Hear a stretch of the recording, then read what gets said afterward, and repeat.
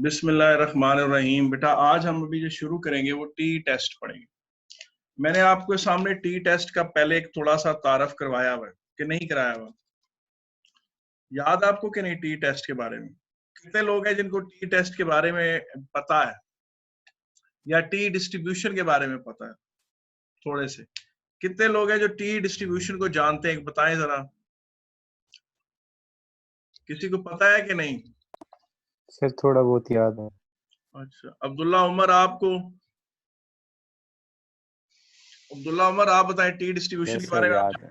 हाँ, याद है सर। अच्छा, आफरीन नादर आपने टी डिस्ट्रीब्यूशन के बारे में पढ़ा हुआ है कि नहीं? सर आपने थोड़ा पढ़ाया था उस दिन वीडियो में। अच्छा, नजालिया और सानिया ज़हरा आप बताओ। थोड़ा बहुत याद है। थोड़ा बहुत याद है। अच्छा, वो किधर है? Where is my fourth daughter? क्या नाम है? हाँ?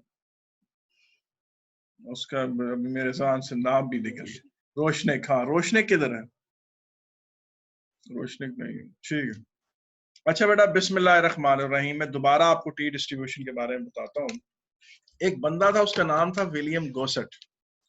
विलियम गोसेट जो था वो एक जगह काम करता था, एक फैक्ट्री में। तो उसने फैक्ट्री का ही डाटा यूज किया, तो उस फैक्ट्री की तरफ से उसे इजाजत नहीं थी कि वो उनके डाटे के थ्रू कोई अपना रिसर्च पेपर पब्लिश कर सकता। तो उसने स्टूडेंट्स टी डिस्ट्रीब्यूशन के नाम से अपनी रिसर्च पब्लिश की, और वो फिर टी डिस्ट्रीब्यूशन ही कहलाई, या वो टी टेस्ट ही कहलाया, या टी का कॉन्फिडेंस इंटरवल ही कहलाया। विलियम गोसेट का कहना यह था कि जो एक बड़ी पॉपुलेशन होती है, आपको पता है, आपने नॉर्मल डिस्ट्रीब्यूशन पढ़ी हुई है, आप ये बात बहुत अच्छी तरह जानते हैं कि नॉर्मल डिस्ट्रीब्यूशन की जो पहली स्टैंडर्ड एविएशन होती है, with in 1 standard aviation of mean, उसका आपको पता है 68% ऑफ द डाटा उसमें लाई करता है। और फिर with in 2 standard aviation of mean तकरीबन आप कह लें 95.44% ऑफ द डाटा इसके अंदर लाई करता है। और with in 3 standard aviation of mean almost 99.7% कुछ इस तरह की वैल्यू आती है। तो विलियम गोसेट का कहना था कि ये एक बहुत बड़ी पॉपुलेशन है, इसमें से आपने छोटा सैंपल उठाया हो। क्या उठाया हो? छोटा सैंपल उठाया हो। तो छोटे सैंपल के मीन को आप ये नहीं कह सकते कि वो बहुत perfect measure of central tendency है। और छोटे सैंपल के मीन के बारे में ये नहीं कहा जा सकता कि वो पॉपुलेशन मीन का बहुत अच्छा रिप्रेजेंटेटिव है। और उसने कहा कि उसे ये रिस्पेक्ट नहीं मिलनी चाहिए कि ये कहा जाए कि 68% ऑफ द डाटा जो है वो छोटे सैंपल के मीन के गिर्द लाए करते। छोटे सैंपल के मीन के गिर्द 68% of the data with in 1 standard aviation of mean लाए नहीं करता। तो विलियम गोसेट ने ये किया था कि उसने कहा था कि ये नॉर्मल डिस्ट्रीब्यूशन का कर्व, ये नॉर्मल डिस्ट्रीब्यूशन का कर्व। उसने अपने नए कर्व बनाए जो कि इस तरह करके थे, और जब n बड़ा होता था तो वो आस्ता आस्ता नॉर्मल डिस्ट्रीब्यूशन के कर्व को मैच कर जाते थे। जब n 120 से बड़ा होना शुरू हुआ तो तब जाकर उसके जो टी कर्व्स थे, जो उसने टी डिस्ट्रीब्यूशन के कर्व्स बनाए थे, वो कर्व्स जो थे वो जाकर नॉर्मल डिस्ट्रीब्यूशन को मैच करना शुरू। तो उसने कहा कि सैंपल साइज जब 120 के कहीं करीब जाता था तो तब जाकर टी डिस्ट्रीब्यूशन खुद ब खुद नॉर्मल डिस्ट्रीब्यूशन जैसी बन जाती थी। उसने कहा कि छोटे सैंपल की में जो टेल्स हैं वो थिन नहीं होनी चाहिए, छोटे सैंपल में टेल थिन नहीं होनी चाहिए। उसने इस तरह का उसने कर्व बनाया कि छोटे सैंपल के मीन को ये रिस्पेक्ट नहीं मिल सकती कि वो इतना बड़ा दावा करे कि जी पूरी 68% of the population lies with in 1 standard aviation of that mean. उसने कहा छोटे सैंपल, और वो सैंपल जिसकी स्टैंडर्ड एविएशन अननोन हो, पीछे से पॉपुलेशन की स्टैंडर्ड एविएशन आपको ना पता हो, और आप उसी सैंपल की वैल्यू से स्टैंडर्ड एविएशन एस्टिमेट करें, तो आप क्या कहते हैं वो टी डिस्ट्रीब्यूशन कहलाती है। उसको आप फिर उसमें इस तरह से होता है, मिसाल के तौर पे आप लिख सकते हैं T is distributed following T curve T distribution. अगर फर्स्ट करें उसकी डिग्री ऑफ इंडिपेंडेंस जो भी है उस हिसाब से उसको कहते हैं, लगा देते हैं। अब आपको पता है नॉर्मल डिस्ट्रीब्यूशन में तो आप जो टेबल आपका बनता है वो Z का बनता है, उसमें आपको पता है मीन 0 है, स्टैंडर्ड डेविएशन 1 है, तो वो एक ही कर्व है जिसमें इस तरफ को आपकी Z की वैल्यूज आ रही होती हैं और बीच में प्रोबेबिलिटीज आ रही होती है। Z टेबल इस तरह का, लेकिन T टेबल इस तरह का नहीं। इसमें Z से आप एरिया निकाल लेते हैं, एरिया से आप Z निकाल लेते थे। टी डिस्ट्रीब्यूशन में चूंकि क्या कहते हैं n इज इक्वल टू 2 के लिए अलहदा कर्व था, n इज इक्वल टू 3 के लिए अलहदा कर्व था, n इज इक्वल टू 4 के लिए अलहदा कर्व था, और हत्ता के n इज इक्वल टू 120 तक सबके अलहदा अलहदा कर्व थे। और फिर इसका मतलब है कि उन अलहदा अलहदा कर्वों के लिए आपको इसकी डिग्री ऑफ इंडिपेंडेंस थी 1, इसकी डिग्री ऑफ इंडिपेंडेंस थी 2, इसकी डिग्री ऑफ इंडिपेंडेंस थी 3, इसकी डिग्री ऑफ इंडिपेंडेंस थी 119। तो उसने फिर उसमें 3 चीजें चाहिए होती। टी टेस्ट में आपको टी की वैल्यू भी चाहिए होती है और आपको डिग्री ऑफ इंडिपेंडेंस भी चाहिए होती है। इस तरफ डिग्री ऑफ इंडिपेंडेंस लिखी हुई होती है, इस तरफ प्रोबेबिलिटीज लिखी हुई होती है। आप नोट करें कि Z के टेबल में इधर और इधर Z की वैल्यूज थी और यहाँ प्रोबेबिलिटीज थी। टी के टेबल में ऊपर प्रोबेबिलिटी लिखी होती है और बीच में टी की वैल्यूज लिखी हुई होती है। ये फर्क है टी के टेबल में और उसके टेबल में Z के टेबल। और किसी भी प्रोबेबिलिटी के लिए T की वैल्यू Z की वैल्यू से बड़ी होगी। उसकी वजह यह है कि उसका जो कर्व है, Z का कर्व इस तरह का है और T का कर्व इस तरह का है। और मैंने आपको T की प्रोबेबिलिटी डेंसिटी फंक्शन बनाकर भी दिखाया था और उसमें आपने देखा था उसमें ऐसी नोटेशन इस्तेमाल हुई थी जो आपने पहले नहीं पढ़ी हुई थी, इसलिए हमने उसको उसके प्रोबेबिलिटी डेंसिटी फंक्शन को छेड़ने से गुरेज किया था। और उसमें चूंकि n-1 इस्तेमाल होता है तो उन्होंने n-1 को डिग्री ऑफ फ्रीडम कह दिया था। और डिग्री ऑफ फ्रीडम इस तरह कि n सैंपल साइज बढ़ेगा तो आपकी डिग्री ऑफ फ्रीडम भी बढ़ेगी। आपकी किस बात की फ्रीडम बढ़ेगी कि आप उसको नॉर्मल की तरफ ले जाने में आप फ्री होना शुरू हो जाएंगे। जो ही n 120 से एक्सीड करेगा वो ऑलमोस्ट दोबारा नॉर्मल कर्व जैसे बन जाते थे कर्व। तो ये थी बात सारी विलियम गोसेट की। अब शुरू करते हैं। और ये है जनाब टी का टेबल आपके सामने। इसमें ये ऊपर प्रोबेबिलिटीज दी हुई हैं और ये प्रोबेबिलिटीज इस शेडेड रीजन की हैं। यहाँ पर डिग्री ऑफ इंडिपेंडेंस दी हुई है और बीच में टी की वैल्यूज। नोट करें कि इसमें टी की वैल्यूज बीच में, और जेड में क्या होता था, नॉर्मल डिस्ट्रीब्यूशन का जो कर्व होता था उसमें यहाँ और यहाँ जेड की वैल्यूज होती थी और बीच में प्रोबेबिलिटीज की वैल्यूज होती थी। आए अब हम टी डिस्ट्रीब्यूशन के हवाले से आगे चलते हैं और बात को लेके चलते हैं। हमारा पहला पॉइंट यहाँ खत्म होता है। अब ये चीज देखें, ये क्वेश्चन आपके सामने है, ये जून 2011 का क्वेश्चन है, ये पेपर 22 है, क्वेश्चन नंबर 7 है। एक ग्रीन ग्रॉसर है, वो ये दावा करता है, ग्रीन ग्रॉसर है वो ये दावा करता है जी कि मेरी जो गोभियां हैं, मेरी जो बंद गोभी है वो तो 1.2 kg से बड़ी होती है। Green grocer have a mean mass of more than 1.2 kg. In order to check his claim, he weighs 10 cabbages chosen at random from his stock. ये 1.26 kg है, ये 1.24 kg है, ये 1.17 kg है। अब स्टेटिंग एनी अजम्पशन, पहली अजम्पशन ये है कि टी टेस्ट लगता ही तब है जब आपने जो सैंपल पिक किया हो वो खुद ओरिजिनली नॉर्मल डिस्ट्रीब्यूशन में से। उसका मतलब है कि टी टेस्ट की जो लिमिटेशन है वो बड़ी कम, बहुत लिमिटेड उसकी है कि वो खुद ऐसी पॉपुलेशन में से हो जो कि नॉर्मल डिस्ट्रीब्यूशन है, उसमें खुद नॉर्मल डिस्ट्रीब्यूशन की पॉपुलेशन में से हो, सैंपल साइज स्मॉल हो और पॉपुलेशन वेरिएंस अननोन हो। 3 शर्तें पूरी हों तो टी टेस्ट लगता है। टी टेस्ट की क्या शर्तें हैं? 3 शर्तें हैं। पहली शर्त यह है कि वो खुद जिससे वो सैंपल ड्रॉ हुआ है वो पॉपुलेशन नॉर्मल डिस्ट्रीब्यूशन की हो। दूसरी शर्त क्या है कि सैंपल साइज स्मॉल हो। कितना स्मॉल? बाज का तो आप कह लें 15 से कम या 20 से कम, लेकिन बाज का थोड़ा बंदे को कंफ्यूजन भी मिल जाती है, जैसे कि मैं भी बताऊंगा आपको। एक जगह पर सैंपल साइज 20 था तो मार्किंग स्कीम में लिखा हुआ था कि जिन्होंने टी टेस्ट लगाया उन्हें भी नंबर दे दें, जिन्होंने जेड टेस्ट लगाया उन्हें भी नंबर दे दें। मगर बहरहाल 20 से कम आप रफली आप रखा करें माइंड में। और सैंपल पॉपुलेशन वेरिएंस अननोन। अगर पॉपुलेशन वेरिएंस नोन हो, पॉपुलेशन वेरिएंस आपको पहले से पता हो, तो फिर टी टेस्ट नहीं आएगा, फिर वो जेड टेस्ट में ही रहते हैं बात, फिर जेड टेस्ट ही लगाया जाता है। अब आप देखें, ग्रीन ग्रॉसर है, उसकी कैबेजेस का मीन मास जो है वो 1.2 kg है। In order to check his claim, he weighs 10 cabbages chosen at random from his stock. अब इसका नल हाइपोथेसिस क्या है? इसका नल हाइपोथेसिस बड़ा करके मैं लिखता हूं। इसका नल हाइपोथेसिस ये है कि जनाब के उसकी जो कैबेजेस हैं वो 1.2 kgs की हैं, और उसके हाइपोथेसिस को हम अल्टरनेटिव लिख देते हैं कि वो तो 1.2 kg से भी बड़ा कह रहा है। तो हम उसके क्लेम को नल अल्टरनेटिव हाइपोथेसिस डिक्लेयर कर देते हैं, और अगर हम उसको ना माने उसके क्लेम को, कहने की 1.2 kg है, उसको हम नल हाइपोथेसिस कह देते हैं। अब आप इन सारों को जमा करें, this plus this 1.26 plus 1.24 plus 1.17 करते करते 1.18 ओवर 10 करें आप, तो आपका सैंपल मीन आता है 1.211 kg। ये मैंने पहले से कैलकुलेट करके रखा हुआ है, साइड पे पेंसिल से लिखा हुआ, ताकि फिर हमें मसले ना हो। अब आप ये चीज देखें कि एवरेज वेट तो ये आ गया, इसको ये हमारा अब हम अपने टेस्ट स्टैटिस्टिक्स में से यूज करेंगे, ठीक है कि नहीं। हमने स्टैंडर्ड एविएशन निकालनी। स्टैंडर्ड एविएशन के लिए जो हम फार्मूला लगाएंगे वो कौन सा है? आपके पास एक फार्मूला ये है कि आप sigma x minus x dash whole square over n minus 1 कर सकते हैं।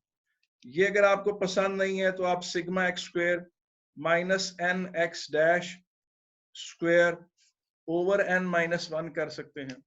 ये अगर आपको पसंद नहीं है तो sigma x square minus sigma x whole square over n minus 1 कर सकते हैं।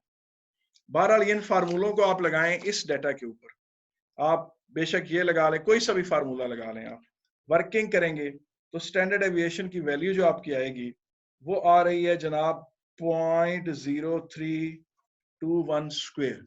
ये स्क्वायर में इसलिए लिखी है कि फिर आपको पता हो कि ये इसकी स्टैंडर्ड एविएशन आप इजीली वर्कआउट कर सकते, और अगर आपने डायरेक्ट कोट करनी है तो वो भी आप लिख सकते, ठीक है कि नहीं। अब आप इसकी टी की, जिस तरह आप जेड वो टेस्ट स्टैटिस्टिक्स निकालते थे ना, z x minus mu over standard deviation over under root n, बिल्कुल उसी तरीके से आप टी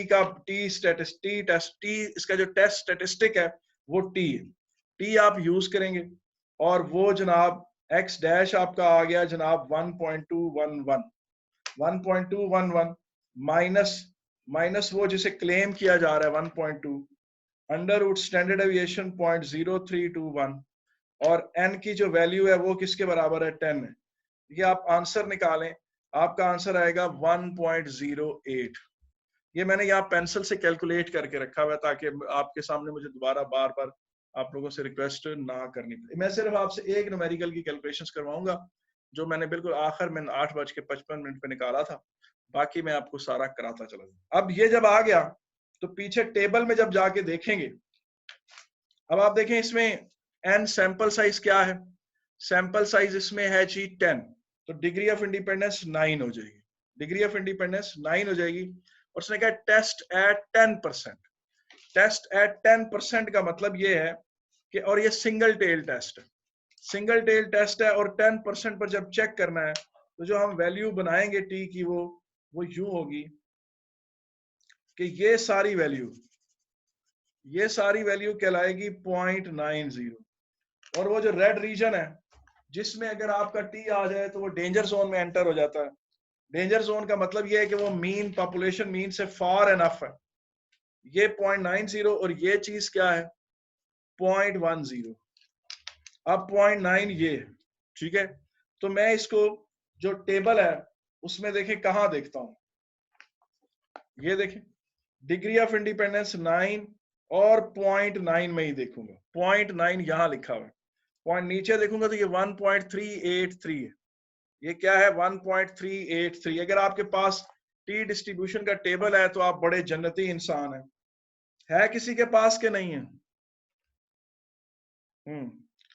तो टी फ्रॉम द टेबल क्या है? 1.383, और वो कहां आता है? वो यहां आता है, ये बाउंड्री है, ये 1.383 है। अब आप देखिए जो आपका कैलकुलेटेड टी है वो रेड रीजन में आ रहा है या दोबारा बताएंगे 1 पॉइंट? हाँ जी, ये दोबारा बता देंगे 1.383 कैसे निकाला आपने? 1.383 मैंने इस तरह से निकाला है कि मैं आपको बताता हूँ, वो पेपर दोबारा निकालें। ये देखें जहां डिग्री ऑफ इंडिपेंडेंस 9 है और 0.9 ये इधर है, इस जगह पर आए और यहां से पढ़े, यहाँ 1.383 है। आपके पास है कि नहीं नॉर्मल डिस्ट्रीब्यूशन का? नॉर्मल डिस्ट्रीब्यूशन का है आपके पास के? सॉरी, वो टेबल है टी का, टी डिस्ट्रीब्यूशन का टेबल किसके पास है? कौन आप में से ऐसा बच्चा है जिसने कहा था कि सर इरफान आज टी डिस्ट्रीब्यूशन पढ़ाएंगे तो मैं टी टेबल साथ रख लूं? जो उसने ये कि जिसके पास टी टेबल है ना, वो पक्का जन्नती बच्चा। जिन जिन के पास है ये सारे जन्नती हैं। अच्छा जी, तो 1.383 जनाब टी की वैल्यू है, ठीक है कि नहीं? अगर कहते हो तो ये दिखा भी देता हूँ, पता नहीं इसका फोकसिंग कहाँ, एक मिनट करो, ऊपर करूँ, फोकस यहाँ बनता है, ये यहाँ बनता है। बहरहाल ये देख लो, ये 0.9 और ये डिग्री ऑफ इंडिपेंडेंस 1.383 बन, और ऊपर वो लिखा हुआ है टी डिस्ट्रीब्यूशन। ये ना हो कि जेड के टेबल में ढूंढते फिरो। अब ये 1.383 आ गया, तो अब आप खुद सोचें कि जनाब आपका जो कैलकुलेटेड टी है वो इस ब्लैक रीजन में आ रहा है, वो H0 के फेवर में आएगा। तो हम उसे कहेंगे इंसान के बच्चे बन जाओ, तुम्हारी गोभी जो है ना, वो बंद गोभी तुम्हारी 1.2 kg में ही आती है। मैं झूठ मत बोलोगे, तुम्हारी बंद गोभी जो है 1.2 kg से बड़ी है, तो तुम दबा के बैठ जाओ, तो हम उसको फिर ये शर्मिंदा कर देंगे। समझ आ गई बात? अब मुझे पता है इसमें कोई मसला तो नहीं है। ये आपने डिग्री फ्रीडम से बता दीजिए कहां से आई है, मतलब डिग्री ऑफ फ्रीडम n-1 से आई। n टोटल 10 कैबेजेस थी, n-1 किया तो आपकी डिग्री ऑफ फ्रीडम आ गई, और उससे आपको पता चला कि वो आपका 9 हो गया। और आप इसे लिखेंगे इस तरह कि t is distributed on a distribution of 9, यूं लिखते हैं इसको, 9 वाला कर्व, वो कर्व जो 9 से n इज इक्वल टू 10 और डिग्री ऑफ फ्रीडम n-1 9 से रिलेटेड है, वो कर्व। ये थोड़ा नीचे करे स्क्रीन, ये नहीं ऊपर ऊपर।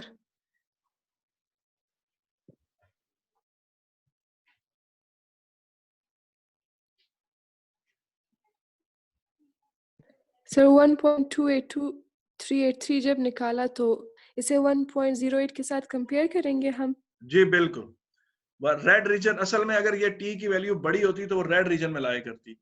रेड रीजन में लाया करने का मतलब है कि जो आपका 1.211 था वो 1.2 से फार अवे था, इतना फार अवे था कि स्टेटिस्टिकली स्पीकिंग ये कहा जा सकता था कि जी वाकई उसकी जो बंद गोभियां हैं, कैबेजेस हैं, वो वाकई 1.2 kg से बड़ी हैं। मगर स्टेटिस्टिक्स की पॉइंट ऑफ व्यू से 1.211 जो है वो 1.2 के फेवर में ही डिसाइड होगा, कि 1.22 जो है वो 1.211 जो है, ये 1.211 जो है ये 1.2 से मतलब ज्यादा नल हाइपोथेसिस एक्सेप्ट हुआ है? जी, नल हाइपोथेसिस एक्सेप्ट हुआ है। जो वो मौसूफ क्लेम कर रहे थे कि मेरी तो बंद गोभियां 1.2 kg से बड़ी हैं, तो वो रिजेक्ट हो गई। ठीक है कि नहीं? और किसी ने कोई बात पूछनी है तो जनाब welcome to the t test. ये टी टेस्ट आपने आज पढ़ लिया, कोई इशू तो नहीं है? हाँ बस सर इतना था? नहीं, अभी शुरू हुआ है, अभी तो आगाज हुआ है ना। मैंने कहा वेलकम टू टी टेस्ट, अभी टी टेस्ट शुरू हो गया। ठीक है कि नहीं? अच्छा, अब इसी बंदे के बारे में अभी फिलहाल आगे, चलो आगे चले जाएंगे इसी बंदे। अच्छा, इसी बारे में अगर मैं कहता कि यार आप इसी का कॉन्फिडेंस इंटरवल निकाल दें, इसी का कॉन्फिडेंस इंटरवल निकालें 90% कॉन्फिडेंस इंटरवल, इसी का मैं कहता हूं जी, इसी डाटे का 90% कॉन्फिडेंस इंटरवल निकालें, इसी डाटे का 90% कॉन्फिडेंस इंटरवल निकालें। तो आपने क्या करना था? आपको याद है, आपने पढ़ा हुआ S1 में तो पढ़ा था ना, S1 में पढ़ा था कि mu plus minus Z standard deviation, ये था सिमेट्रिक इंटरवल अबाउट मीन, ये S1 का पॉइंट था। फिर आपने इसी को मॉडिफाई किया था S2 में, और यहाँ Z रखा था और यहाँ स्टैंडर्ड एरर आपने लेकर आ गए थे। फिर आपने इसी को फर्दर मॉडिफाई किया था और कहा था कि अगर सैंपल वो पॉपुलेशन वेरिएंस ना पता हो तो सैंपल से एस्टिमेट कर लो ये। और लेकिन फिर ये शर्त तब है Z की जब आप सैंपल साइज बड़ा हो। और अब इसी को आप फर्दर मॉडिफाई कर रहे हैं, आप कह रहे हैं x dash plus minus t s over under root n। इसमें और इसमें फर्क ये है कि सैंपल साइज अगर 30 से बड़ा है तो Z टेस्ट सैंपल साइज अगर 30 से कम है, छोटा है 20 से कम, ज्यादातर 20 से कम होता है, लेकिन आप कह रहे हैं 30 चलें कर लेते हैं, अगर 30 से कम है तो आप टी टेस्ट लगाएंगे, टी का वो लगाएंगे कॉन्फिडेंस इंटरवल। अब कॉन्फिडेंस इंटरवल के लिए फार्मूला क्या होगा? यहाँ 1.2 आ जाएगा, टी की वैल्यू भी नहीं मुझे पता, यहां मैं उसको रखता हूं। स्टैंडर्ड एविएशन मैंने अभी कैलकुलेट की है, वो 0.0321, वो क्या है 0.0321, और सैंपल साइज क्या है 10, क्योंकि 10 कैबेजेस थी। ये टी कैसे निकालूंगा? मुझे पता है कि अगर मैंने 90% कॉन्फिडेंस इंटरवल निकालना है तो ये सारी चीज जो है ये 0.90 होनी चाहिए। अगर ये चीज 0.90 हो तो फिर ये चीज क्या होगी? ये होगी 0.05, और ये चीज क्या होगी 0.05, और ये चीज टोटल यहां से यहां तक कितनी होगी? ये सारा कुछ मिला हो, ये सारा कुछ, यानी इस तरह अगर करूं, इस तरफ को 0.05 छोड़ दूं, इस तरफ को 0.95 ले लूं, तो यहां पर टी की वैल्यू क्या होगी? अब आपको पता है कि जो टी का टेबल है वो तो इस तरह फुल शेडेड करके देता है ना, फुल, तो डिग्री ऑफ इंडिपेंडेंस फिर 9 ही रहेगी, और मैंने देखना है किसमें है 0.95 में, तो वो आएगा 1.833। 1.833 का मतलब ये है कि यहाँ पर z की वैल्यू 1.833 है, तो यहाँ पर -1.833 हो। और बाज लोग इसको टी अल्फा बाय 2 भी कहते हैं। अल्फा बाय 2 किस लिए कहते हैं? 90% अगर आपका कॉन्फिडेंस इंटरवल है तो 10% टेल वाला एरिया उसको अल्फा कह दें, और एक साइड पर जो क्या कहते हैं, इस तरफ को जो एरिया बनता है वो अल्फा बाय 2, इस तरफ को जो बनता है वो अल्फा बाय 2, तो यहाँ पर जो टी की वैल्यू है तो उसे टी अल्फा बाय 2 से भी रिप्रेजेंट करते हैं। आपका यहाँ जो टी आना है वो 1.1, यहाँ जो टी आना है 1.833, ये यहाँ पुट कर दें इस तरह से, तो सर इस तरह से आपका confidence interval of T distribution भी आ जाएगा। जी सर ये जो x डैश है ये x वो मीन नहीं है? जी मीन है, सैंपल मीन है, जाहिर है। आप देखें ना, ये जरा ये देखें, ये सर ये 1.2 तो नहीं था? Oh yes you are right, तू तो जन्नती आदमी, वाकई बिल्कुल सही कहा तुमने, तू जन्नती आदमी। और सर ये आपने 1.833 कैसे निकाले, एक और बार दिखा देंगे? मैं दोबारा बता देता हूँ, ये देख। अच्छा ये सर ये नोट समझ आ गया, वो टेबल से कैसे आपने चूज किया? टेबल से मैंने इस तरह किया कि 0.95 ऊपर रखा है, डिग्री ऑफ इंडिपेंडेंस 9 लिए, वहां नीचे 1.833 लिखा हुआ मैंने। ठीक है सर, ठीक है, ठीक है। तो जनाब पहला नुक्ता जो है वो यहाँ पर it comes to an end. Welcome to t test. ये देखें, ये क्वेश्चन है, इसमें N6, इसमें पॉपुलेशन वेरिएंस नहीं दी हुई आपको, ये बताया गया है कि ये नॉर्मल डिस्ट्रीब्यूशन, ठीक है कि नहीं है। और अब आपसे पूछा गया है, अच्छा मैंने इस क्वेश्चन का आपको सन साइज वो नहीं दिया कि किस वो वाला पेपर है, ये कहाँ से मैंने क्वेश्चन लिया है, क्योंकि मैं इसलिए आपको साइज पे वो बताना चाहता था, क्या कहते हैं, ईयर इसलिए बताता हूँ कि आप बाद में उसको खोल के डिटेल से भी देख सकते हैं। तो जनाब ये कौन सा ईयर बनता है?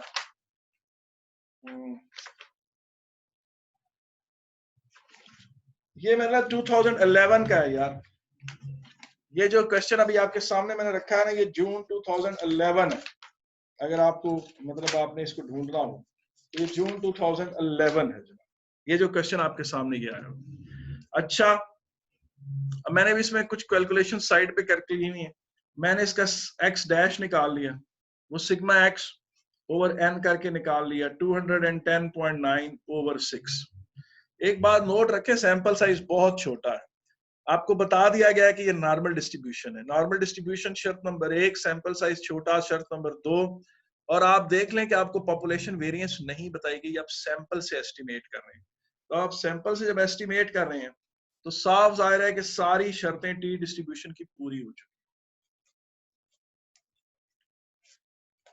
ये लगाएंगे आप। n-1 क्या होता है? Vessels correction, vessels correction 5। तो ये जनाब आपके पास आ गया जनाब वैल्यू 30.24 या 5.5 स्क्वायर। ये मैंने उधर पीछे टेबल से देख के वैल्यूज लिखी हुई ताकि मैं आपको वो ना करूं, प्रॉब्लम ना करूं। अच्छा अब देखिए 95% है, तो 95% में आपका 95% कैसे बनता है? ये चीज आपकी 95% पर आ गई, ये 0.95 हो गया। तो ये फिर क्या होगा आपका? ये होगा 0.025, और ये चीज क्या होगी? 0.025। अब इसमें ना 95% है तो 5% टेल्स हैं, टेल्स को वो अल्फा कह देता है, और फिर ये चीज अल्फा बाय 2 कहलाती है, ये चीज भी अल्फा बाय 2 कहलाती है। और यहाँ पर जो टी की वैल्यू है, बाज़ का खाली टी लिखा होता है, बाज़ का इसके नीचे छोटा सा सबस्क्रिप्ट ऐड किया होता है अल्फा बाय 2, तो आपने घबराना नहीं। अब आप देखें ये पीछे टेबल में तो इस तरह करके टी बना हुआ है ना, टी की जो वैल्यूज कैलकुलेट हो रही है वो यूं आ रही है, पीछे से सारा ये शेड हुआ। अब अगर ये सारा शेड हुआ तो ये 0.95 प्लस 0.025 ऐड करें तो ये कितना बन जाता है, 0.975। अब 0.975 ऊपर रखें, जहां 0.975 हो, डिग्री ऑफ इंडिपेंडेंस 5 हो, वहां आप नीचे वैल्यू चेक करें उसके टी के टेबल में, तो जहां पर वो 0.975 है और वो 5 है, वहां 2.571 2.571 टी की वैल्यू आ रही। ये वैसे मैंने साइड पर यहाँ लिख भी ली थी अपने लिए, ताकि मैं बाद में जब आप अगर मुझे टेबल मुयसर ना हो तो इसको लिखते इस तरह, T5, 0.972 इज इक्वल टू 2.571। अब देखें मुख्तलिफ स्टैट्स की बुक में मुख्तलिफ नोटेशंस होती हैं, इसी को आप मुख्तलिफ जगहों पर ऐसे भी देखेंगे अल्फा बाय 2 करके, या T.02.275 करके लिख 0.025, हाँ इस तरह करके लिखा होगा ये 2.571। अब मेरे पास सारी मालूमात मुकम्मल है। जी जी जी जी। सर हमें कैसे पता चलेगा कि ये सिंगल टेल? कॉन्फिडेंस इंटरवल तो हमेशा 2 टेल्ड होता है बेटा, कॉन्फिडेंस इंटरवल तो हमेशा 2 टेल्ड होता है।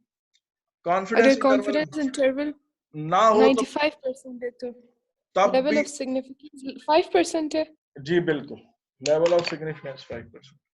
लेकिन वो लेवल ऑफ सिग्निफिकेंस के टर्म तुम यूज करती हो तब जब तुम वो कर रही हो, हाइपोथेसिस टेस्टिंग कर रही हो, ठीक है। और अब इसमें तुम कॉन्फिडेंस इंटरवल क्या लगाओगी, x dash plus minus z, t standard deviation over under root n। x dash की आपकी वैल्यू क्या आई है, वो जनाब आपकी आई है 35.15 जमा t की वैल्यू आई है 2.571 और standard deviation 5.5 over under root n आपका 6 है। इस तरह आपका बेटा कॉन्फिडेंस इंटरवल आप कैलकुलेट कर सकते, ठीक है कि नहीं। आगे चलते हैं, ये हो गया जी, यहां तक कोई मसला तो नहीं है जी बेटा, कोई इश्यू तो नहीं है इसमें जी। यार कोई बंदा सुन नहीं रहा लगता, लगा के चले गए। अच्छा सर वो नहीं जीरो सर ठीक है। हाँ जी जी जी सर वो 0.9 वाला आपने जो निकाला था उसमें गिवन था 10% लेवल ऑफ सिग्निफिकेंस। जी बिल्कुल, उसमें 10% लेवल ऑफ सिग्निफिकेंस था और वो 0.9 सारा एक तरफ को शिफ्टेड जी। पॉइंट वो मैं दोबारा देख लेता हूँ, आपने दोबारा किस में इसकी बात कर रही है, पहले वाले की।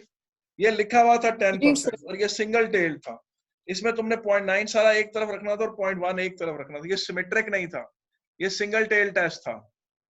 तो सिंगल टेल इसीलिए था क्योंकि कॉन्फिडेंस इंटरवल मेंशन नहीं हुआ।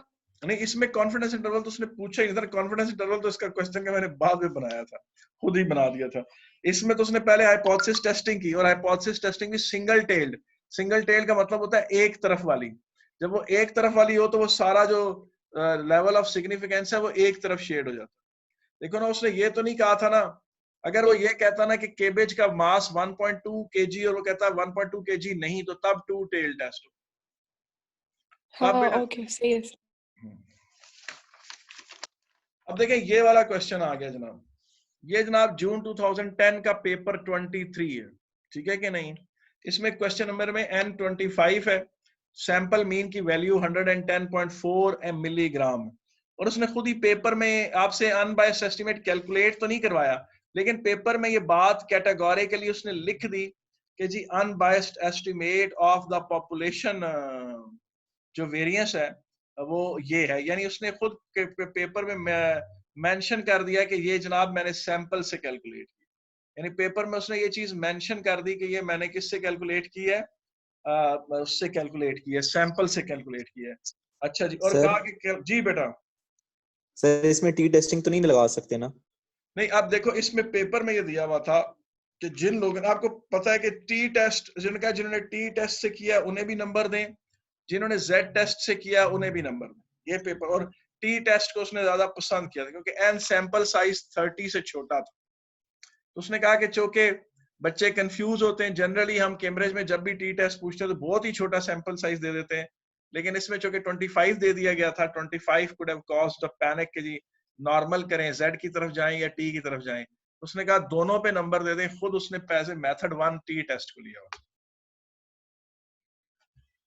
ये देखिए आप उसमें देखेंगे कि 25 सैंपल साइज है तो डिग्री ऑफ इंडिपेंडेंस 24 हो जाएगा।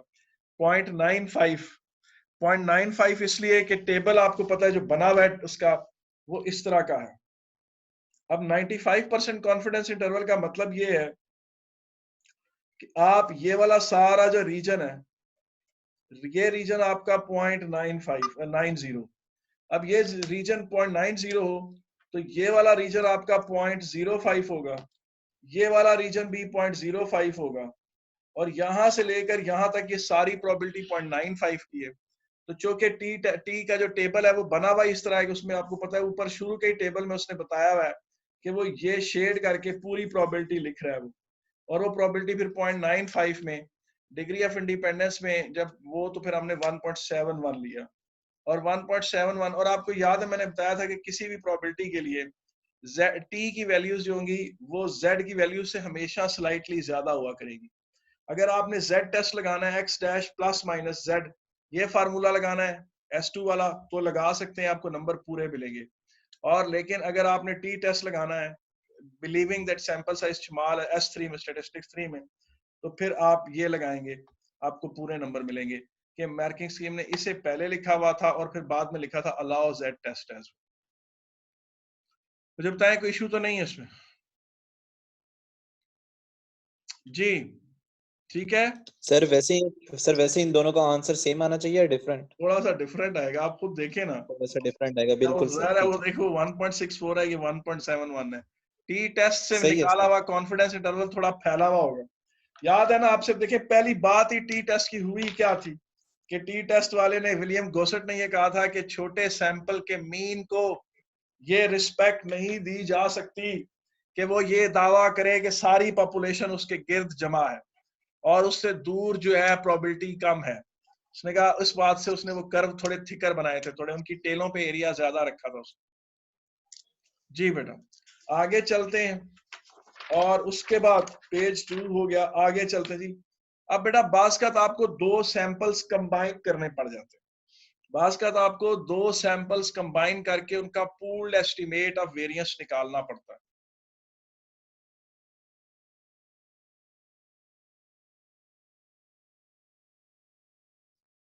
अच्छा बेटा आपने क्या करना है, pooled estimates of the variance निकालने हैं।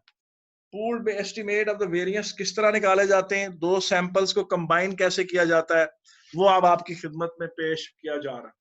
अब इसमें ये देखें, इसमें आपने कंफ्यूज नहीं होना, घबराना नहीं है। क्या नहीं करना, आपने घबराना नहीं है, परेशान नहीं होना, क्योंकि एकदम फार्मूलों की बौछार आने वाली है। Pooled estimate of the variance, topic का नाम क्या है जी, पूल्ड एस्टिमेट, दो सैंपल्स का कंबाइन।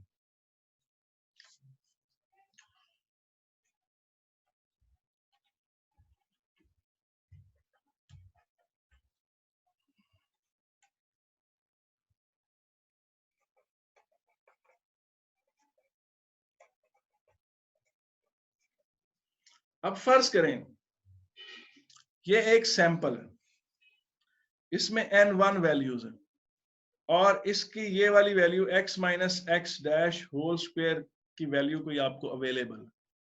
और इसमें ये कर लेते हैं हम कि यहाँ पर हम, हाँ ठीक है, इसको बल्कि nx कह लेते हैं, nx, और ये x माइनस एक्स डैश, ठीक है कि नहीं।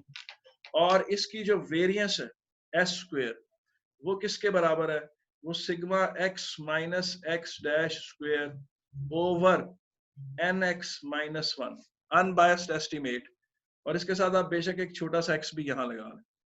अब ये कोई दूसरा सैंपल है, ये ny है, sigma y minus y dash whole square और divided by ny minus 1 is equal to standard deviation या वेरिएंस ऑफ y, इसको आप एस वाई स्क्वायर डिक्लेयर कर। अब आपने इन दोनों को जोड़ना है तो आप हैरान होंगे कि इनको स्टैटिस्टिशियंस इस तरीके से जोड़ देते हैं कि न्यूमरेटर में न्यूमरेटर ऐड कर देते हैं, डिनोमिनेटर में डिनोमिनेटर ऐड कर देते हैं।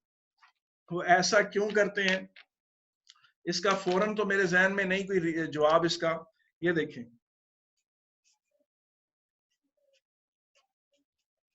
ये इसका न्यूमरेटर और फिर देखें उसका भी न्यूमरेटर, दोनों को इकट्ठा कर दिया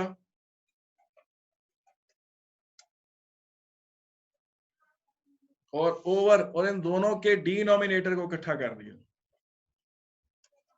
ये जनाब बन जाती है pooled estimate of the common variance. या आपने मतलब एक एस्टिमेट का उनको दोनों को इकट्ठा कर दिया। अब ये चीज, ये आपका फार्मूला है कंबाइंड। अब अगर आप इसको मुख्तलिफ अंदाज से लिखने की कोशिश करते हैं, इसके मुख्तलिफ वेरिएंट्स हैं, मुख्तलिफ स्टाइल हैं इसके लिखने की। इसमें जरा इमेजिन करें कि ये वाला डिनोमिनेटर अगर उससे मल्टीप्लाई किया जाए और इस चीज को उठाकर इससे मल्टीप्लाई किया जाए, तो यही formula nx minus 1 sx square के बराबर है, प्लस और ये चीज जो है ny माइनस 1 sy स्क्वायर के बराबर है, और ये बराबर है nx प्लस ny माइनस 2। इसे आप इस तरह भी लिख सकते हैं,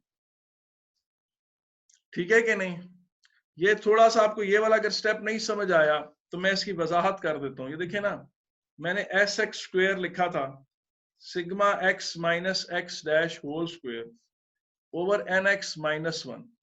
इस चीज को उठाकर इधर ले जाए, n x minus 1 into s x square. यहां पर जो एक्स है वो मल्टीप्लाई नहीं हो रहा, यहां एज ए सबस्क्रिप्ट अपीयर हो रहा है।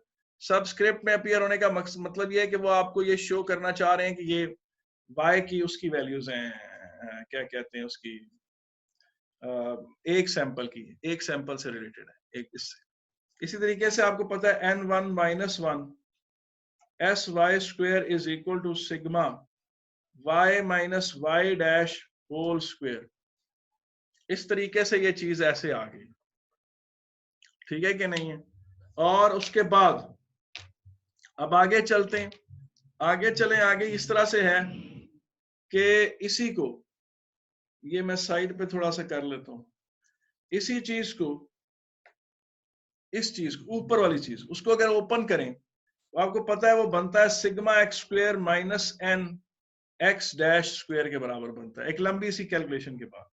और ये चीज जो है ये बनती है sigma y square minus n, ये एन एक्स और ये एन वाई है, इंटू वाई डैश स्क्वायर, और डिनोमिनेटर उसी तरह रहेगा n x plus n y minus 2। और यही चीज इस तरह से भी लिखी जा सकती है,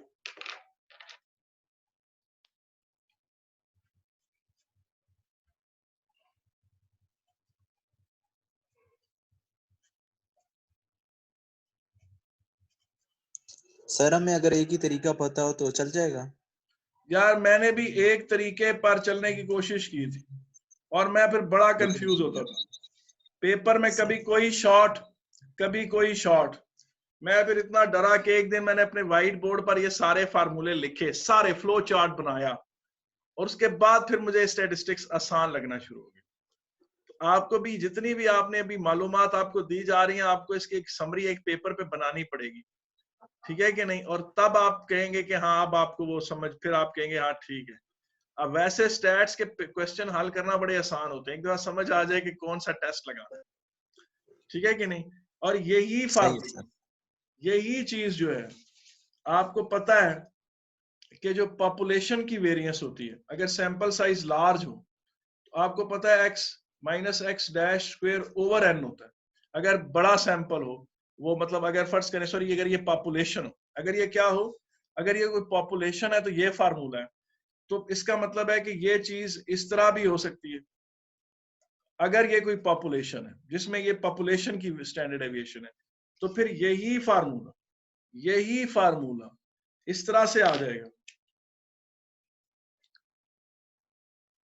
मैं ये सारे इसलिए लिख रहा हूं इस पेपर की फोटोकॉपी मैं आपको भी भेज दूंगा बाद में, मतलब तस्वीर, कि ये सारे पेपर में आते हैं पूल्ड वेरिएंस के नाम पर, ठीक है ना। एक क्वेश्चन भी है, मैं भी आप कहते हैं ढूंढता हूँ उसमें से, मैं भी देख रहा था उसको, कि वो कहता है जी कि उसने 2 सर ये सैंपल दी। पर्पल वाला स्टेप कैसे आ गया? कौन से वाला? पर्पल वाला थर्ड स्टेप। ये वाला, ये चीज, ये कह रही हूँ? नहीं, नीचे सर्कल से नीचे पर्पल कलर ये वाला नीचे, हाँ ये वाला। तुम x डैश को रिप्लेस करो ना sigma x over n square से, x डैश की जगह डालो sigma x over n whole square, फिर वो nx उसके डिनोमिनेटर को काटेगा तो ये बचेगा नहीं इस तरह। नहीं वो नहीं, उससे पहले वाला, मतलब ये पर्पल खुद ये कैसे आया? खुद पर्पल इस तरह आता है कि इसे आप एक्सपैंड करें, इसे कि आप एक्सपैंड करें और सीरीज के फार्मूले लगाएं तो ये आ जाता है। अगर आप S2 में, जहां पर मैंने बेसल्स करेक्शन का प्रूफ दिया, उधर मैंने ये चीज प्रूफ भी की है। बेटा जो S2 की वीडियोस है उसमें यहां से यहां तक आने का प्रॉपर प्रूफ दिया हुआ है, आधे पेज का। जी सर, जी सही है सर। ठीक है, जो तो आप उसमें जाके वो वीडियो देख सकते हैं, उसमें मैंने वो प्रूफ भी करके दिया है। तो ये इस तरह से है, ठीक है। ये है जी pooled estimate of the common variance, तो आपने ये निकालना आपको आना चाहिए। अब आप इसमें जो बहुत ही क्या कहते हैं डिफरेंट किस्मों के फार्मूले हैं, डिफरेंट किस्म के हाइपोथेसिस टेस्टिंग है, वो मैं आपको बता देता हूं। सबसे पहले हम Z के बारे में बात करते हैं। अगर सैंपल साइज बड़ा हो, मिसाल के तौर पे इसको इस तरह से कर लें, आप ये चीज देखें, मिसाल आपको मैं देता हूं कि जी आप ले लें, अल्लाह आपका भला करे, यहां पर मैं सारा क्रॉस कर देता हूं, यहां से इसको शो करते हैं। मिसाल के तौर पर वो ये कहता है जी कि उसने ना 40 तकरीबन 60 लड़के जिनकी उम्रें 16 साल थी, क्या थी, 16 साल थी, और उनकी एवरेज वेट निकाला उसने, उनका वेट आया जनाब 70 kg, ठीक है ना। फिर उसने 50 लड़कियां जिनकी उम्र 16 साल थी, उनकी 16 साल की बर्थडे पर उनका एवरेज वेट निकाला, वो आया जनाब 63 kg, ठीक है कि नहीं। और इसकी जो अनबायस्ड एस्टिमेट था पॉपुलेशन वेरिएंस का, वो आप कह लें जनाब, आप कह लें अल्लाह आपका भला करे 100 दिया, इसका आप कह लें जनाब वो था 81 कर लें, ठीक है कि नहीं। अब आपसे क्वेश्चन ये है कि जनाब नल हाइपोथेसिस कहता है जी कि अमूमन जो लड़के होते हैं, बॉयज जो होते हैं, वो गर्ल्स से वजन में रफली 10 kg बड़े होते हैं, रफली 10 kg बड़े होते हैं, मिसाल के तौर पर किसी भी एक एज ग्रुप में, एक वैसे आप या 16 साल की उम्र में कह लें। तो अब अल्टरनेटिव हाइपोथेसिस कहता है कि नहीं, बॉयज और गर्ल्स का डिफरेंस 10 kg नहीं है। लेट्स से हम 2 टेल टेस्ट करते हैं और 5% लेवल ऑफ सिग्निफिकेंस है हमारा, 5% लेवल ऑफ सिग्निफिकेंस। अब ये चूंकि क्वेश्चन मैंने अभी फौरन खुद बनाया है, तो आपने इसकी कैलकुलेशंस परफॉर्म करनी है, और साथ ही आपने इसकी वो क्या कहते हैं, अगर Z की वैल्यू मेरी कोई बड़ी अजीब सी आ जाए तो आपने माइंड भी नहीं करना, ठीक है कि नहीं। तो अब आप ये चीज देखो कि 5% लेवल ऑफ सिग्निफिकेंस कर लेते हैं इसको,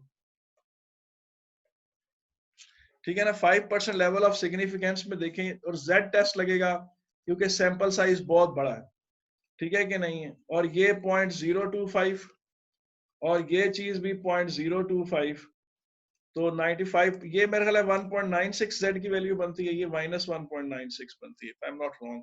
ठीक लिखा है मैंने कि नहीं भाई? है कुछ जन्नती बंदा जो कंफर्म करे कि हाँ यस सर आपने ठीक किया, ये बिल्कुल सही बताया आपने जी, बेटा ठीक बताया है। सर सही है। अच्छा सर जी। अच्छा जी, अब आए जरा आप देखते हैं इसका बेटा टेस्ट स्टेटिस्टिक्स पूछे क्या होगा।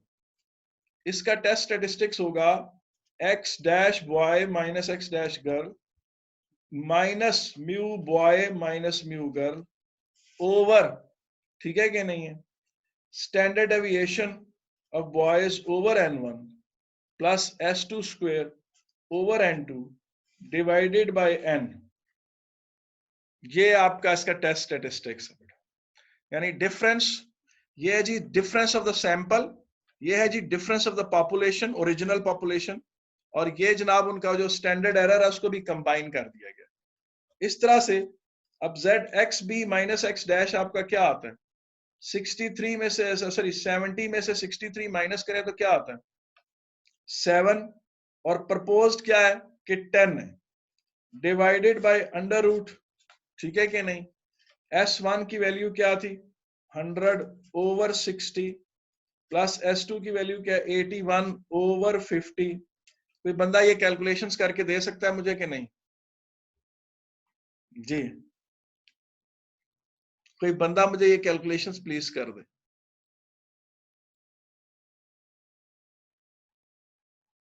-1.655 -1.655। अब ये वैल्यू तो आपको पता है यहां लाई कर रही है, किसके लाई कर रही है, यहां लाई कर रही है। तो इसका मतलब है कि 7 kg का जो डिफरेंस है वो 10 kg के फेवर में ही डिसाइड होगा, नल हाइपोथेसिस के फेवर में डिसाइड होगा।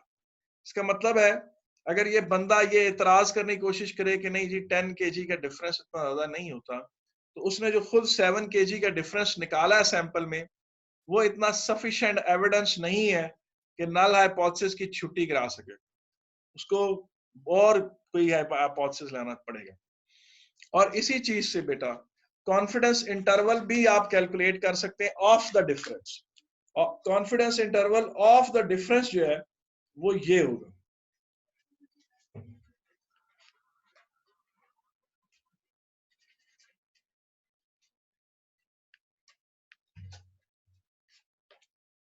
अच्छा। अब इसके बाद वो आपसे एक सवाल और भी कर सकता था, वो आपसे एक सवाल पूछे और क्या कर सकता था, वो कह सकता था जी कि आप पहले पूल्ड एस्टिमेट निकालें। वैसे लड़के लड़कियों की pooled estimate of common variance कभी भी नहीं बनता, क्योंकि वो दोनों आइडेंटिकल भी हैं मगर बिल्कुल आइडेंटिकल भी नहीं। पूल्ड एस्टिमेट तब होता है जब वो एक तरह की चीजें होती, जैसे वो कहता जी कि 60 लड़के स्कूल के थे और 50 लड़के दूसरे स्कूल के थे, तो उनके लिए फिर वो इन वेरिएंस के ऊपर वो वाले फार्मूले अप्लाई कर सकता था जो पूल्ड एस्टिमेट के ये वाले फार्मूले हैं। इनमें से कोई एक सूटेबल फार्मूला लगाकर कॉमन वेरिएंस निकाली जा सकती थी। अंडर दैट सर्कमस्टांसेस वो जो कॉमन वेरिएंस है, अब जाहिर है कि Z आपने क्या किया, X dash boys minus X dash girls minus average of the boys minus average of the girl divided by आप S1 square over N1 plus S2 square over N2 under root हो कर रहा है। इसमें अगर इनकी पूल्ड एस्टिमेट आप निकाल लेते और उसे पुट करते, ये न्यूमरेटर को मैं बार बार नहीं लिख रहा, उसको यहां पुट करते तो वो कॉमन एज ए कॉमन बाहर आ जाता।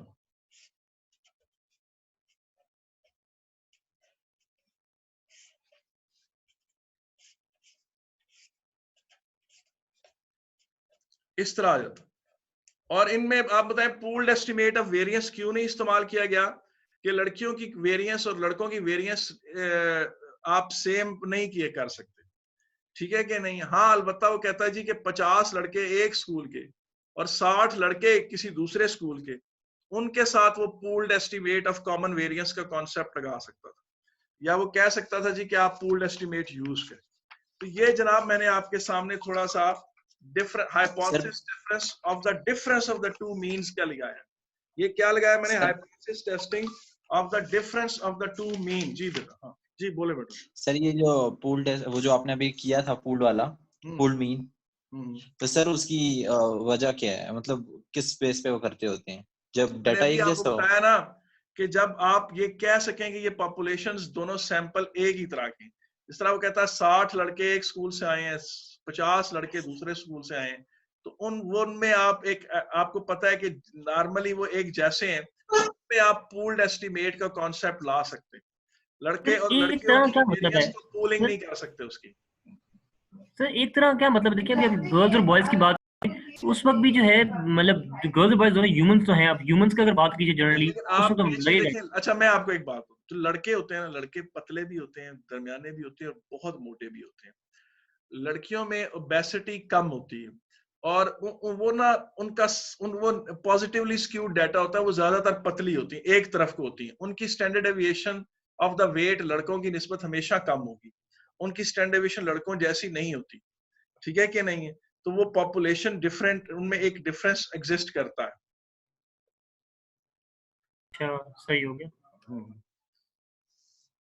ठीक है कि नहीं है जी? सर डिफरेंस हो तो हम पूल्ड एस्टिमेट करते हैं या आइडेंटिकल हो? आइडेंटिक मतलब मैंने कहा आइडेंटिकल हो तो तब आप पूल्ड एस्टिमेट की तरफ ये पूल्ड एस्टिमेट ऑफ द मतलब कॉमन वेरिएंस का पूल एस्टिमेट निकालते हैं। अगर बेटा एक जैसी पॉपुलेशन हो, अब ये देखिए, अभी ये देखिए आपके सामने क्वेश्चन आ गया है। इस क्वेश्चन का सन भी मैंने नहीं ये लिखा हुआ, इस पे गलती मेरे से हुई, लेकिन ये रफली मेरे ख्याल ये भी वो है, क्या कहते हैं, क्या कहते हैं, है 2010, 11, 12 या 13 के किसी सन में से ही। क्योंकि मैं जब ये बना रहा था अभी आपकी बैठ के असाइनमेंट, तो ये क्या कहते हैं आप ही के उसमें से ही मैं निकाल रहा था। ठीक है कि नहीं?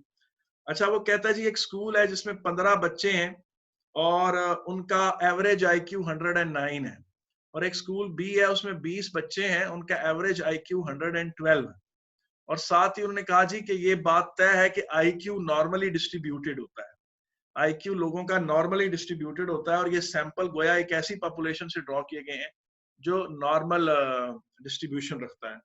अब आपसे उसने कहा और कहता है दोनों की कॉमन स्टैंडर्ड एविएशन है 15, उसने आपको इस खेचल से भी निकाल दिया है कि आप वो कैलकुलेट करते फिरें, और साथ ही उसने आपसे कहा कि calculate find a 95% confidence interval for mu B minus mu A, कि आप देखें कि स्कूल बी वाले जो लड़के अगर ज्यादा ज़हीन है तो कितने को ज़हीन है, उनके डिफरेंस कितना है। तो उसके लिए जो फार्मूला लगेगा वो एक्स बी माइनस एक्स ए, ये तो जनाब है डिफरेंस, इसी का उसने स्टैंडर्ड डेविएशन, इसी का कॉन्फिडेंस इंटरवल मांगे। जेड आप लगाएंगे, जेड आप इसलिए लगाएंगे, आप कहेंगे सैंपल साइज तो बहुत छोटा है, सैंपल साइज बहुत छोटा है तो सर हम इसमें टी टेस्ट क्यों नहीं लगा रहे?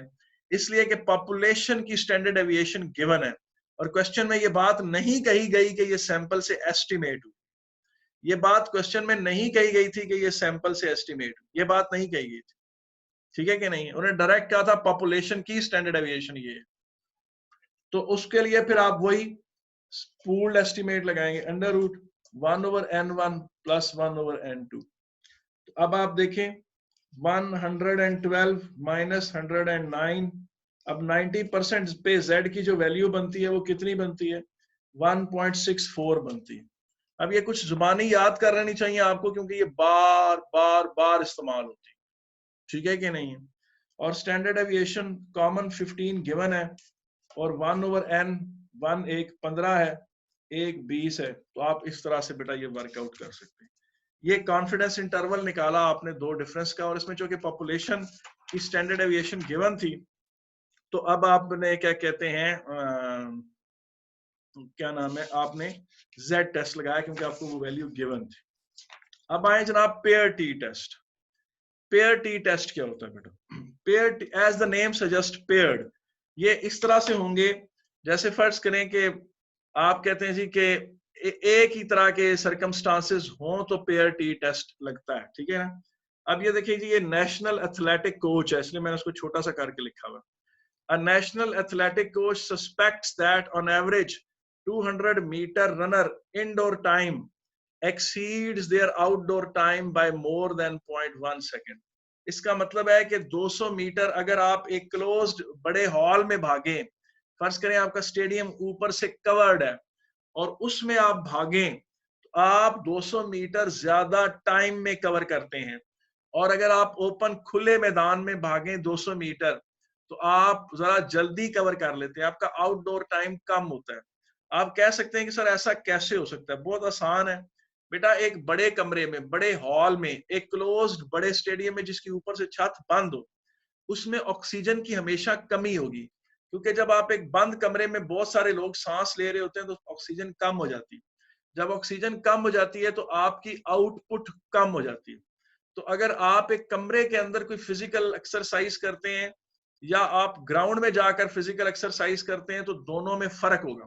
तो नेशनल का एथलेटिक कोच जो है वो बिल्कुल ठीक सस्पेक्ट कर रहा है, उसका सोच काफी दुरुस्त है कि जी there is a very sufficient evidence के बंदा जो है वो एथलेटिक, जो बंदा इनडोर भागता है वो ज्यादा टाइम लेगा, और जब वही ग्राउंड में भागेगा तो कम लेगा। अब ये एक बंदा है, रनर है, ए नाम है इसका, अकबर समझ लें, इसका नाम बलाज समझ लें, ये जनाब आप चौधरी समझ लें, ये दिता समझ लें, ये जनाब आप समझें अल्तमश समझ लें, ये फारूक समझ लें, ये गौस समझ लें, ये हैदर समझ लें। ये इन सारों ने इनडोर टाइम है इनके 200 मीटर ये 21.5 सेकंड में करता है। लेकिन इसी को जब ये इनडोर स्टेडियम, यानी ऐसा स्टेडियम जिसके ऊपर से छत बंद हो, और यही आउटडोर में जाकर ये टाइम, यहां तक ये क्वेश्चन में दिया बेटा, यहां से लेकर यहां तक ये सारा क्वेश्चन है, यहां से लेकर यहां तक क्वेश्चन दिया हुआ, ठीक है कि नहीं, यहां तक ये वर्किंग सोल्यूशन में आपने किया। अब पेयर टी टेस्ट का मतलब ये होता है, पेयरिंग ये हुई है कि इसी बंदे का ये टाइम है और इसी बंदे का ये टाइम है। इस तरह पेयरिंग हुई हो तो पेयर टी टेस्ट लगाते हैं, वरना नहीं लगाते। सैंपल साइज छोटा है, टोटल 8 रनर्स हैं, ठीक है कि नहीं, और इनके इंडोर के टाइम भी दिए हुए, इनके आउटडोर के टाइम भी दिए हुए। इंडोर के टाइम में से आउटडोर का टाइम माइनस करें तो ये डिफरेंस आ जाता है। ये डिफरेंस आ गया, इसको ऐड कर लिया 1.8 और फिर उसको टोटल 8 से डिवाइड किया तो ये average difference of the time आ गया। अब नल हाइपोथेसिस कहता है जी कि average of indoor minus average of outdoor 0.1 second. Alternative कहता है क्या इससे ज्यादा तो नहीं है, क्योंकि उसने कहा exceeds by more than 0.1 seconds, तो time for indoor minus time for outdoor is bigger than 0.1 second. तो ये आपका वो है, आपकी जो है ना हाइपोथेसिस है। अब ये स्टैंडर्ड एविएशन का ये फार्मूला है, आपको पता है, अनबायस्ड लगा दें आप बेशक या इस तरह लगा दें, तो आपका ये आंसर आ गया 0.128 स्क्वायर, ठीक है कि नहीं। अब जो टेस्ट स्टैटिस्टिक्स टी टेस्ट इस्तेमाल किया गया है वो difference minus the expected difference in the population, अब ये डी डैश है वो डिफरेंस जो सैंपल में आया, वो जो बिलीव किया जा रहा है कि पॉपुलेशन में ये डिफरेंस होगा, और स्टैंडर्ड एविएशन ओवर √10, तो उसका उसने बिलीव किया कि 0.1 सेकंड का फर्क है, जबकि आया 0.225 सेकंड्स का फर्क। और स्टैंडर्ड एविएशन यहां से आपने निकाली unbiased estimate of population variance through sample values, 0.12 over √10 किया तो टी आपका आया 2.76।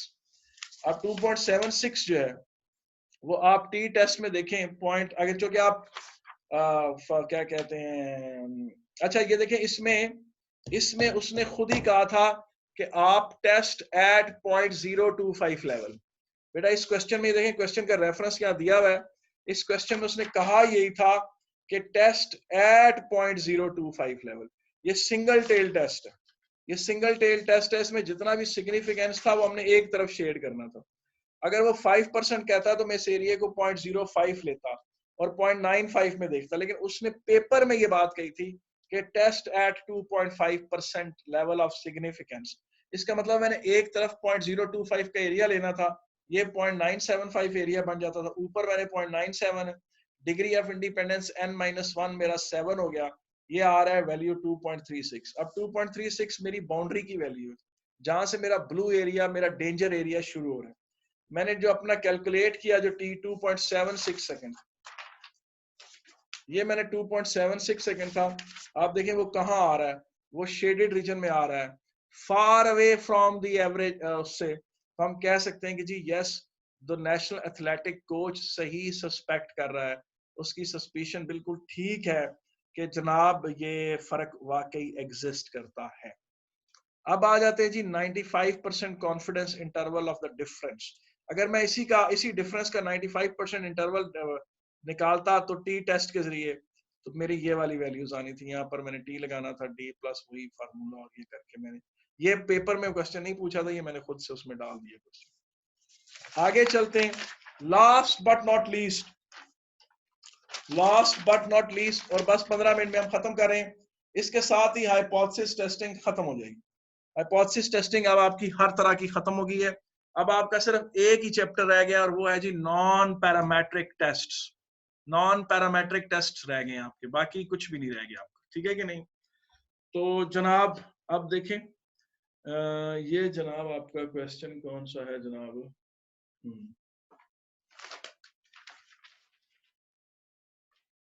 अब देखें, ये भी टी टेस्ट है, ये भी डिफरेंस का टेस्ट है, मगर ये पेयर टी टेस्ट नहीं। भला कैसे वो नहीं है, क्यों नहीं है, कैसे मुझे पता चला कि ये पेयर टी टेस्ट नहीं?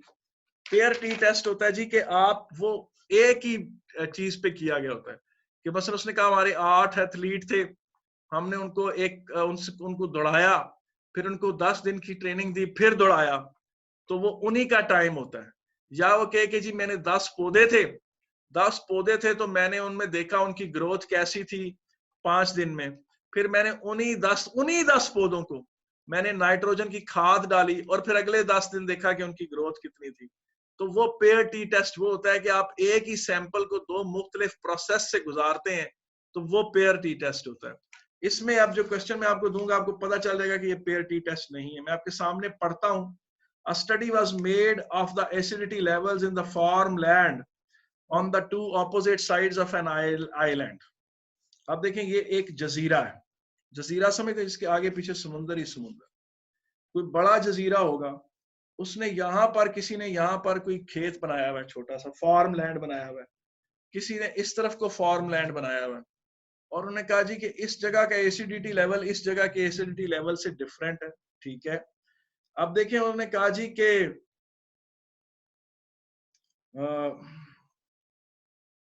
इस तरफ से इस तरफ, जजीरे के इस तरफ उसने 6 पॉइंट्स चुने। क्या चुने? 6 पॉइंट्स चुने जनाब। ठीक है कि नहीं है? 6 randomly chosen points on the eastern side और 5 randomly chosen points on the western side। अब इन दोनों का सिमिलर ना होना, ये एक बात है कि ये पेयर टी टेस्ट नहीं है। दूसरा ये कि ये 2 डिफरेंट जगह हैं, ये वेस्टर्न साइड और ईस्टर्न साइड है जजीरे की, उसमें पानी मिट्टी का एसिडिटी लेवल चेक कर रहे हैं। इसकी जो एवरेज आई, इसको वो इसकी XE कह लें ईस्टर्न साइड, इसको NE कह लें, इसको भी NW कह लें। ये आया जनाब 5.035 आया, और इसकी जो वेरिएंस आई वो आई 0.0231, और इसका जो है एवरेज ऑफ वेस्टर्न साइड 4.782 और standard deviation of western side जो है वो 0.0195 आ गया। ये गिवन है, डाटा में गिवन है सारा। और ये साथ ही उन्होंने कहा कि ये अनबायस्ड एस्टिमेट्स हैं, ये उन्होंने बताया है कि ये पॉपुलेशन की वेरिएंस नहीं है। उसने कहा जी कि ये अनबायस्ड एस्टिमेट्स हैं, ये पॉपुलेशन वेरिएंस के अनबायस्ड एस्टिमेट्स हैं फ्रॉम सैंपल। इससे ये आपको अंदाजा हो गया कि ये सैंपल से एस्टिमेट किए गए। सैंपल साइज छोटा है, सैंपल साइज क्या है? बहुत छोटा है। पॉपुलेशन वेरिएंस अननोन थी। पॉपुलेशन वेरिएंस क्या थी बेटा? अननोन थी। सैंपल साइज छोटा है, और खुद जाहिर है एसिडिटी लेवल आप एज्यूम कर सकते हैं कि नॉर्मल डिस्ट्रीब्यूशन होगी उसकी।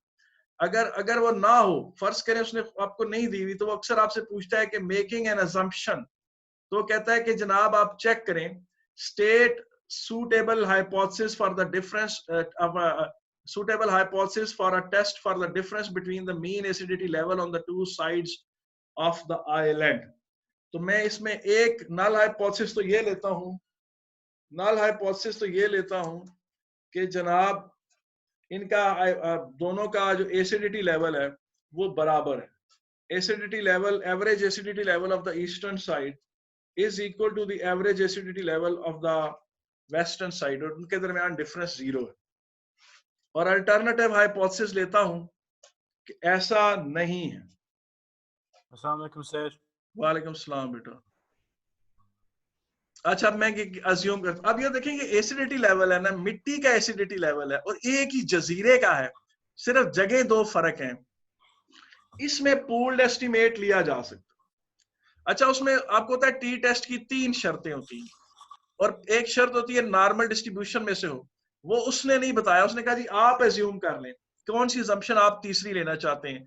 तो आपको पहली बात तो पता थी सैंपल साइज छोटा है, दूसरी बात आपको पता थी कि पॉपुलेशन वेरिएंस अननोन थी, सैंपल से एस्टिमेट हुई है, मगर तीसरी बात उसने नहीं बताई थी कि ये खुद पॉपुलेशन इसकी नॉर्मल है एसिडिटी लेवल की। तो आप अज्यूम कर लें कि population has a normal distribution और वेरिएंस रफली सेम है। आपको याद है मैं पहले एक पुराने लेक्चर में बता चुका हूं कि अमूमन बड़े डेटास के एवरेज डिफरेंट हो सकते हैं, लेकिन वेरिएंस रफली सेम होती है। मैंने वेरिएंस रफली सेम पर एक छोटा सा आपको लेक्चर पहले दिया है। तो 12 जी पूल्ड एस्टिमेट करते हैं और फार्मूला लगाते हैं n1 minus 1 s1 square plus n2 minus 1 s2 square over n1 plus n2 minus 2 is equal to जी पूल्ड एस्टिमेट। ये लगा लिया। अब जब हमने ये लगाया तो हमारे पास जो ईस्टर्न साइड है उसमें 6 minus 1 0.0231 plus western side 5 minus 1 0.0195 over 6 plus 5 minus 2, तो वो आपके पास आ जाता है जनाब, उसका अंडर रूट शूट लेके 0.0215 आ जाता है। ये मैंने कैलकुलेशंस पहले से करके रखी थी ताकि आपको करनी ना। अब मैं करता हूं जनाब कि सर जी सर जी हाँ जी जी सर एक बात तो समझ आ गया कि इसके अंदर पेयर टेस्टिंग इसलिए नहीं लगेगी क्योंकि एन की वैल्यू सेम नहीं है दोनों की। हाँ, और एक ही डाटे पर नहीं है। एक ही डाटा इस तरह ठीक है हो सकता है कि मैं अपने 5 कैडेट्स उठाऊं, 5 स्टूडेंट्स उठाऊं, एक ही साइड से। मैं उनसे कहूं कि मैं उन्हीं 5 लड़कों का मैथ का पेपर धूप में बिठा के लूं और उन्हीं 5 लड़कों का पेपर साए में बिठा के लूं, तो तब पेयर टी टेस्ट होता है। यानी एक ही बंदे के साथ एक दफा एक एक्शन करें और दूसरी दफा दूसरा एक्शन करें। ठीक है सर, तो इसके अंदर पूल्ड एस्टिमेट क्यों कर रहे हैं? हाँ, पूल्ड एस्टिमेट इस तरह से कर सकते हैं कि दोनों तरफ की डिफरेंट मिट्टी की एवरेज एसिडिटी लेवल फर्क हो सकती है, मगर वेरिएंस में फर्क नहीं होता क्योंकि अमूमन स्कैटरनेस सेम होती है। याद है आपको, मैंने एक दफा लेक्चर इस पे एक पीछे पुराने जो S2 के वीडियोस हैं उनमें देखे आप, बीच में मुख्तलिफ लेक्चरों के बीच में एक आएगा छोटी सी विंडो जिसमें मैंने ये बताया बात कि वेरिएंस पॉपुलेशन की हार्डली चेंज होती है, यानी अगर एक हाँ वो नहीं चेंज, वो तकरीबन एक जैसी रहती है। अच्छा जी, ये आपने निकाल लिया। अब आपने डिग्री ऑफ इंडिपेंडेंस होगी आपकी n1 प्लस n2 माइनस 2, तो वो 9 होगी आपकी। और 95% लेवल ऑफ सिग्निफिकेंस देखें आप, क्या कहते हैं, ये देखें जी डिफरेंट आपका इस तरह आ गया, ये यूं आ गया टेबल, जेड का टेबल है, सॉरी जेड का टेबल नहीं है, टी टेबल है, मुझे ये टेलें थिन नहीं बनानी चाहिए। देखिए जेड का टेबल, जेड का कर्व हम हमेशा इस तरह बनाते हैं, हमें टी का कर्व हमेशा इस तरह बनाना चाहिए, ऐसे करके। तो मैं बार बार, चूंकि पुराना नॉर्मल डिस्ट्रीब्यूशन का कर्व बनाने की मुझे आदत है, तो मैं बार बार उस तरह का बना देता हूँ। ये देखें यूं ऐसे। अब थोड़ा उसकी टेल थिक बतानी है। अब आप ये चीज देखें कि जनाब जो पीछे आंसर आ रहा है वो क्या आ रहा है जनाब, आपका इधर जो 0.975 पे, ये देखें, ये ले लें आप 0.95, तो यहाँ जो टी की वैल्यू आ रही है टेबल से देखें 2.26 आ रही है, माइनस 2.26। ये किस तरह से मैंने देखी, जहां डिग्री ऑफ इंडिपेंडेंस 9 था और ऊपर 0.975 पे देखा मैंने, ठीक है कि नहीं, और वहां 2.26 आ गया। अब मेरा अपना टी जो मैं कैलकुलेट करूंगा वो कैसे कैलकुलेट करूंगा, तो जो मेरा टी होगा, मेरा टी क्या होगा, मैं बड़े में से छोटा x, किसकी एवरेज ज्यादा, x east minus x west और माइनस वो उनके पॉपुलेशन की जो ईस्ट, इसको ठहरे मैं इधर थोड़ा सा टी करके यहाँ लिखता हूँ, x east minus x dash west minus mu east minus mu west over common variance over n1 plus 1 over n2। अब इसमें मैं वैल्यूज प्लग इन करता हूँ टी की, तो मेरा जो आंसर आ रहा है वो आ रहा है जनाब 2.85 आ रहा है। 2.85 क्लियरली यहां पर लाया करता है, 2.85 क्लियरली यहां पर लाया करता है, ठीक है कि नहीं, 2.85 यहां लाया करता है। तो इससे क्लियरली पता चल गया कि दोनों आइलैंड के दोनों तरफ एसिडिटी लेवल का फर्क एग्जिस्ट करता है। बेटा ये है जनाब 3 तरह के टी टेस्ट आपने आज पढ़े हैं। आपने एक पहला टी टेस्ट सादा टी टेस्ट पढ़ा था, एक जो जिससे लेक्चर का आगाज हुआ था। दूसरे नंबर पर आपने पेयर टी टेस्ट पढ़ा, और आपने अब ये तीसरा टी टेस्ट पढ़ लिया है जिसमें आप सिंपल डिफरेंस निकालते हैं, और फिर इस सिंपल टी टेस्ट के साथ आपने जेड का डिफरेंस भी पढ़ लिया, और इन्हीं के एसोसिएटेड जो है वो आपने कॉन्फिडेंस इंटरवल्स भी पढ़ लिए हैं। अब आपने काम ये करना है, आपने इसमें एस क्यों निकाला था 0.021? ये कॉमन वेरिएंस निकाले थे, पूल्ड एस्टिमेट ऑफ द, आपने कॉमन वेरिएंस यूज किए। क्या यूज किए? ये देखो यहाँ पर, सॉरी ये आई एम सॉरी, ये एस है। अच्छा किया तुमने बात कर दी, यूं एस, ठीक है, आई एम सॉरी, वो मैंने बार बार वो लिख देता, ठीक है कि नहीं बेटा। This brings the hypothesis testing to an end. आपके पास बेटा ये बुक है, ठीक है कि नहीं है। अब आपने पूछे क्या करना है। अच्छा देखें, मेरे पास पढ़ाने को अब सिर्फ नॉन पैरामेट्रिक टेस्ट रह गए, ठीक है कि नहीं है। तो अब आपने करना क्या है कि आपने इस बुक में से जो ये हाइपोथेसिस टेस्टिंग है वो पूछें कहाँ आ रही है।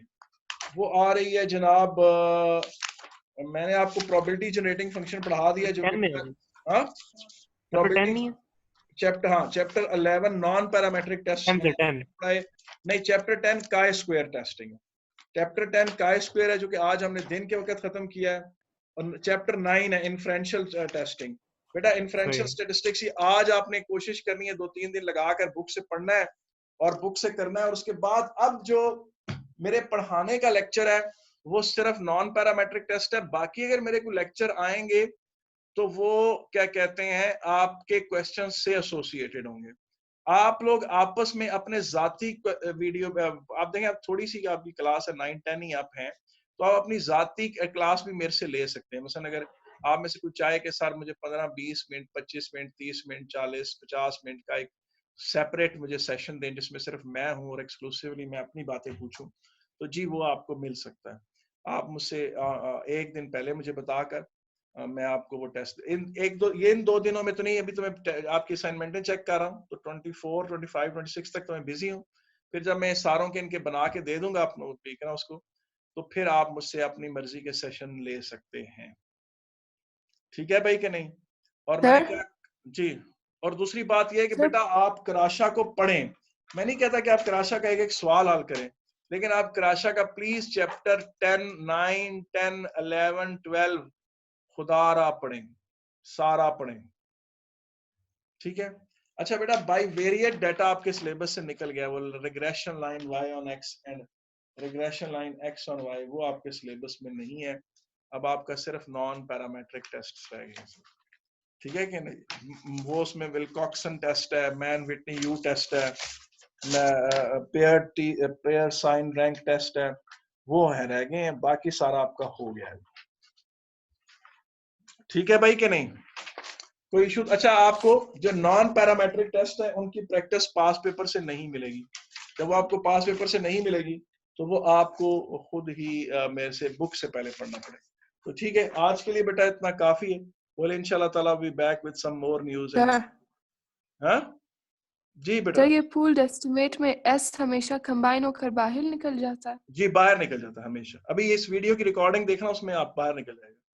सर आप इसके नोट्स भेज दे प्लीज जल्दी। जी मैं भेज दूंगा, ठीक है बेटा। पिछली वाली वीडियो की रिकॉर्डिंग ही भेजनी है और वो इसकी बेटा भी मैं भेजनी फिक्र ना कर, तुझे पता है मुझे भी पहले वो मिन्नतें करनी पड़ती हैं जो रिकॉर्ड करते हैं और वो भेजते हैं उनकी। मैं 10-25 दफा उसे कहूंगा तो तब ये काम होगा, ठीक है ना। मेरी दिल तो आज तीनों मीटिंग आपको वीडियोस मिल जाए, ठीक है।